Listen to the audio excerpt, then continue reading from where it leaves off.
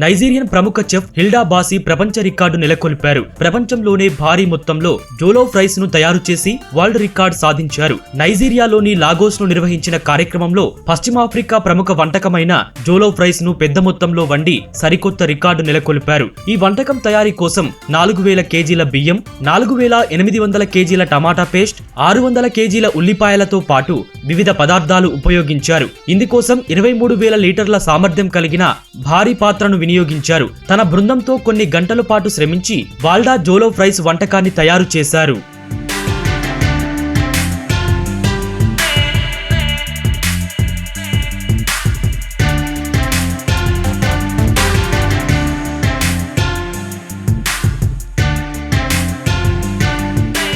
ప్రపంచ రికార్డు నెలకొల్పేందుకు దాదాపు ఏడాది నుంచి ప్రణాళికలు చేస్తున్నట్లు 28 ఏళ్ల సెలబ్రిటీ చెఫ్ వెల్లడించారు. వేలాది మంది పౌరులు ఈ కార్యక్రమంలో పాల్గొని వాల్డాకు మద్దతు ఇచ్చారు. వంటకం పూర్తి అయిన తర్వాత అక్కడ ఉన్న వారందరికీ పంచిపెట్టారు. నైజీరియా ఆహార సంస్కృతిని ప్రచారం చేసేందుకు ఈ కార్యక్రమం చేపట్టినట్లు వాల్డా చెప్పారు. పశ్చిమ ఆఫ్రికాలో ప్రధానంగా నైజీరియా ప్రధాన వంటకాల్లో ఒకటైన జోలోఫ్ రైస్ ను మాంసం లేదా సీ ఫుడ్స్ తో జత చేసి ఆరగిస్తుంటారు.